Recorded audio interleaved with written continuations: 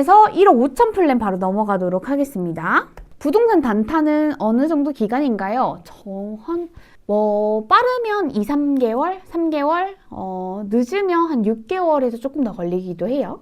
31살 비정규직입니다. 저는 지금 정규직을 갖기 위해 노력하는 게 먼저일까요? 아니면 비정규직을 계속하면서 부동산 재테크를 하는 게 맞을까요? 정규직을 하면서 부동산 재테크 공부를 하십시오. 잠을 줄이십시오. 네. 부동산 단타 양도세. 부동산 단타는 보통 매매 사업자라는 사업자를 내고 합니다. 요거는요, 저희 그 패스트 캠퍼스 커리큘럼 안에 들어가 있는 내용이에요, 여러분들. 네, 양도세를 안 내고 단타는 소득세를 냅니다. 자, 요거 양도세 아닙니다. 소득세입니다. 자, 8천에서 1억 5천 종잣돈이신 분들 요거 캡처할게요. 캡처. 자, 캡처하셨죠? 주택담보대출이 얼마 나오는지 이거는요, 여러분들이 다 아셔야 됩니다. 내가 대출이 얼마나 나오는 사람인지 스스로 인지가 잘 되어 있어야 돼요. DSR. 네, 그 다음에 이때부터는요, 여러분들 경매와 일반 매수, 청약 요 세 개를 접근해 볼 수 있습니다. 자, 경매, 일반 매수, 청약. 자, 제가 추천하는 방법은요, 경매와 일반 매수를 계속 임장을 다녀요. 공부를 하시면서. 그리고 청약은 서브로 넣어요. 그러다가 먼저 내가 더 좋은 기회를 먼저 발견하는 걸 하시면 됩니다. 이때부터 8천에서 1억 5천은요, 종잣돈이 좀 불려져 있는 상태이거든요. 이때 작은 물건 뭐 3천만 원짜리 단타, 5천만 원 단타 이런 거 하지 마시고요. 이때부터는 최대한 서울이나 수도권 인기가 많은 규제 지역 내에 실거주할 집을 먼저 찾아보시는 것도 좋고, 비규제 지역이지만 풍선 효과가 뭔지 아세요, 여러분들? 어릴 때 풍선 불어봤어요? 풍선을 후후 불면 어떻게 돼요? 커지죠? 한쪽 누르면 어떻게 돼요? 위쪽이 올라가죠? 이게 풍선 효과죠? 자, 한쪽 누른 거는 지금 6.27 대책, 9.7 대책, 10월 15일 대책으로 부동산이 이렇게 눌려졌죠? 그쵸? 그러니까 비규제 지역, 규제 지역으로 묶이지 않은 곳들이 올라가는 걸 풍선 효과라고 합니다. 자, 이 시드가 있으신 분들은요, 이제 아파트를 또 접근을 한번 해볼 수 있는 금액이기도 하거든요. 요 분들은 경매, 재개발, 재건축을 미리 공부를 해두고 작은 물건보다는 괜찮은 물건 하나를 잡아보자. 저평가된 물건 한번 잡아보자 라는 생각을 하시는 게 좋습니다. 자, 그러면 8천에서 1억 5천으로 가능한 물건 보여드릴 거예요. 캡처하세요, 여러분들. 자, 8천에서 1억 5천으로 가능한 물건 한 3억에서 4억. 요 정도 4억대까지 가능한데요. 실거주가 가능하다면 수원 영통구, 노원구, 역세권 쪽으로 한번 알아보세요. 여기에 지금 3, 4억대 아파트 굉장히 많고요. 수원 영통은요, 여러분들 삼성전자가 있기 때문에 삼성전자의 사람들이 직주 근접을 하면서 많이 거주를 하고 실수요가 굉장히 셉니다. 자, 그리고 노원구는요, 은행 사거리 학군이 굉장히 좋고 여러 교통호재가 있기 때문에 교통호재로 가격이 상승도 누릴 수 있습니다. 그러면 3, 4, 5억대 이 정도를 볼 수 있는데, 여러분들 그런 얘기를 하시겠죠. 또 선생님, 3, 4, 5억대 아파트가 가격이 오르긴 해요? 이런 질문을 또 많이 하시죠. 실제 저의 사례입니다. 여러분들 저 1650만 원 있었다고 했잖아요. 그죠? 자, 부동산 공부만 한다면 이런 물건 100개는 찾을 수 있어요. 자, 저는 3억 8,200에 7천만 원 정도 넣고 샀거든요. 근데 이게 얼마 됐냐면 4억 7천이 됐고요. 이게 새 아파트가 되면 요거의 가치는 8억 9억까지 됩니다. 이게 실제로 재건축이 되고 있는 아파트예요. 지금 허물었거든요. 새 아파트 지으려고. 이런 물건들 찾으면 100개는 찾을 수 있어요. 그러니까 여러분들 봐봐요. 영원 있는 사람들도 3천, 8천 있는 사람들도 영원 있으면 3천만 원 모아가지고 단타에서 얼마까지 모아보기? 8천까지 모아보기. 자, 8천 모은 사람들은 계속 내가 요 돈으로 할 수 있는 것들을 계속 찾아보면서 결국에는 좋은 물건을 찾던가 아니면 조금 더 시드를 불려가지고 뭐 청약이나 경매나 일반 매수를 도전하면 되겠지요. 자, 요거 캡처 하나 할까요? 자, 뒤에 넘어갑니다. 여러분들 그거 아세요? 되게 신기한 이제 이야기인데, 부동산은요, 되게 신기하게도 상급지가 오르면 그 다음 급지들이 오릅니다. 온기가 퍼진다라고 얘기를 하기도 하거든요. 가격의 상승에 온기가 퍼진다. 자, 여러분들 이거 진짜 재밌는 이야기인데 강남, 서초, 송파, 용산구가 오르면요. 성동구, 광진구, 강동구, 동작구, 양천구가 오르고요. 마포구도 올라요. 그 다음에 서대문구가 오르고 강서구가 오르고 동대문구, 성북구가 올라요. 이렇게 급지 순서대로 오르거든요. 여러분들이 저평가 아파트를 찾는 방법이에요. 이렇게 여러분들이 부동산 공부를 하면서 상급지부터 오르니까 이 시차를 알아내는 방법을 공부를 하시면 저평가 아파트 찾기가 쉬워집니다. 자, 선생님 이게 진짜 가능한 일인가요? 이렇게 생각하실 수 있어서 제가 실제로 요 부동산 흐름에 따라서 저평가 아파트를 찾아내고 투자한 사례를 갖고 왔거든요. 제 30대 초반 수강생인데요.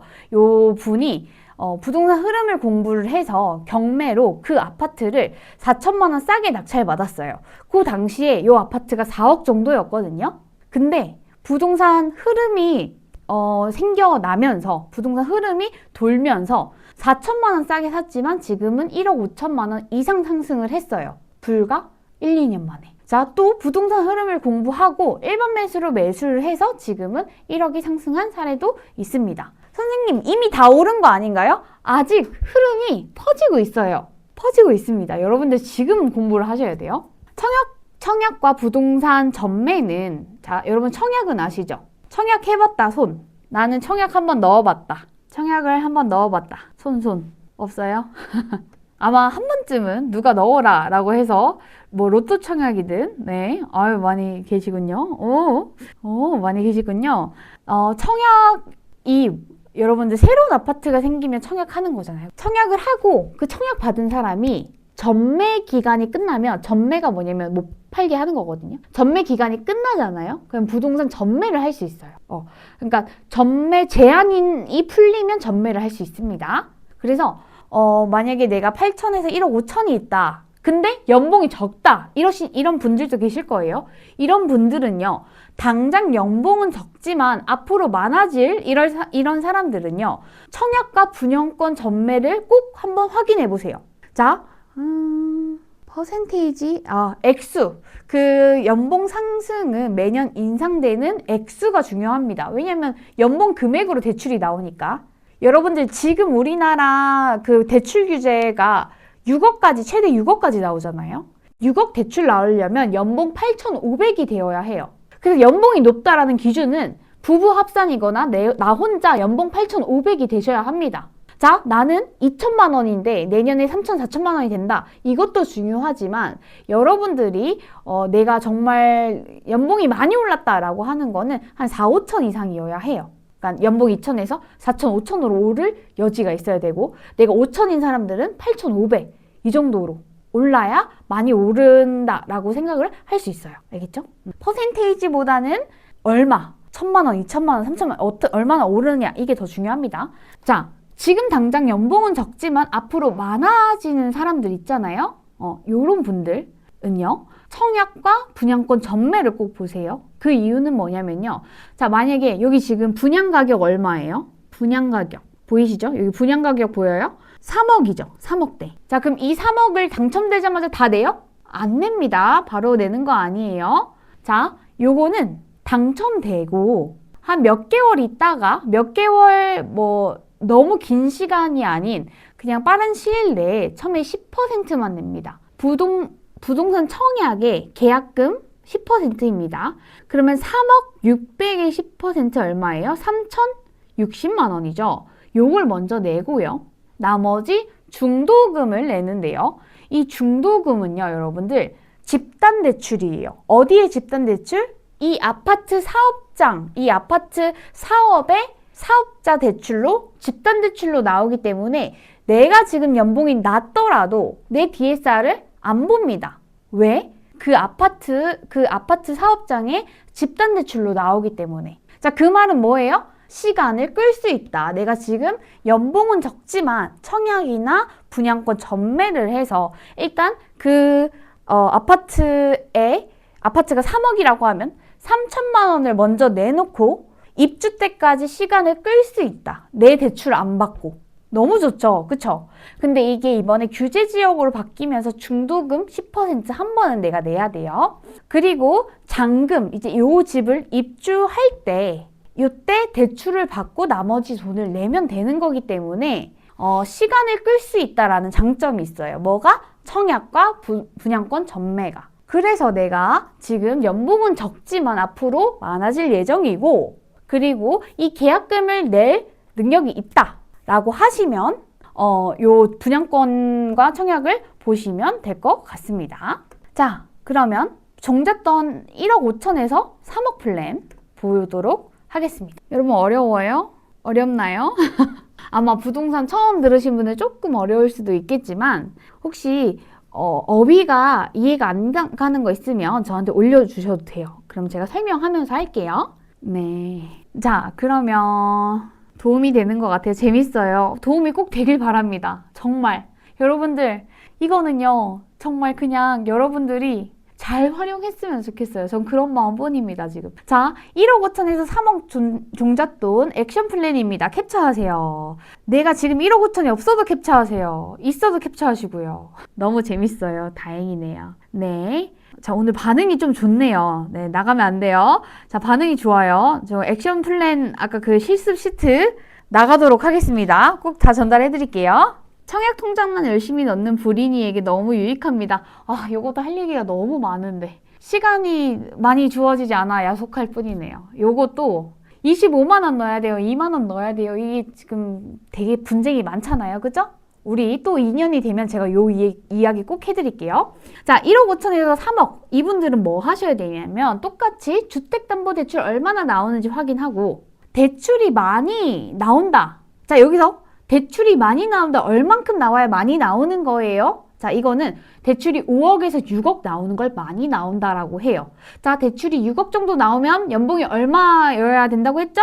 8,500 정도는 부부 합산 또는 나 혼자. 내가 남편이 없다라고 하면 나 혼자 연봉이 8,500, 부부가 있다라고 하면 부부 합산해서 8,500 이 정도가 돼야지 대출 6억 정도가 나옵니다. 자, 대출이 많이 나온다면 실거주집을 고려하세요. 두 번째, 지금은 연봉이 낮아서 대출이 많이 나오지는 않지만 앞으로 확실히 연봉이 높아질 거다. 확실히 연봉이 높아질 거다 기준 뭐라고 했어요 제가? 대출이 6억 정도 나오는 연봉이 8,500 정도, 8,500 꼭 아니어도 되고요, 여러분들. 한 7, 8천 정도, 8,500이면 좋죠? 요 정도 나오면 서울 분양권 전매를 한번 고려해보세요. 자, 그럼 하나씩 일반 매수와 분양권 전매에 대한 이야기를 한번 해볼게요. 자, 1억 5천에서 3억으로 살 수 있는, 얼마 아파트 살 수 있는지 한번 확인해 볼게요. 여러분들 이거 1억 5천 3억이 아니어도 1억 5천에서 3억이 아니더라도 똑같이 적용되는 내용이거든요. 그러니까 여러분들이 숫자만 대입해서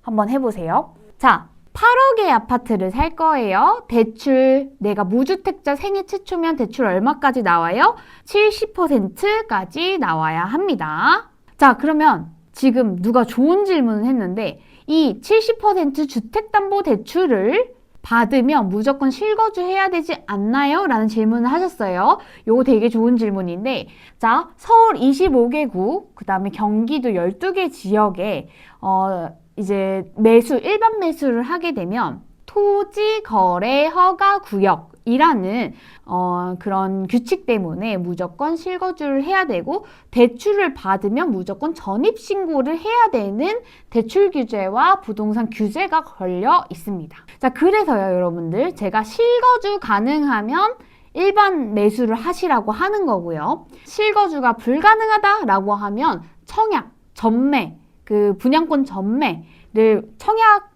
당첨된 물건을 사는 게 분양권 전매죠.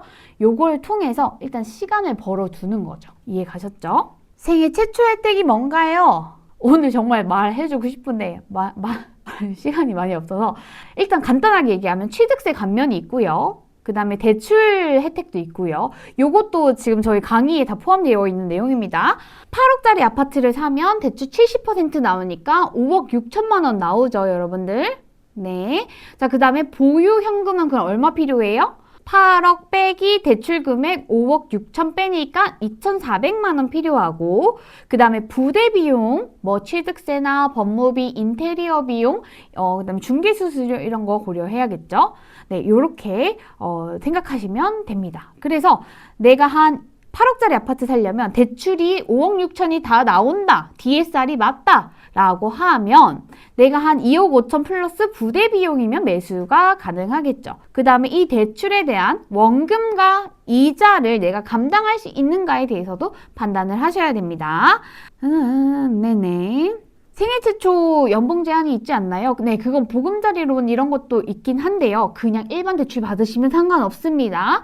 자, 그러면 요 8억짜리 아파트가 어디에 많이 있냐? 제가 친절하게 지역도 갖고 왔습니다, 여러분들. 자, 성북구 중신축, 강북구 중신축, 은평구 중신축, 서대문구 구축, 그 다음에 강서구 구축까지 볼 수 있습니다.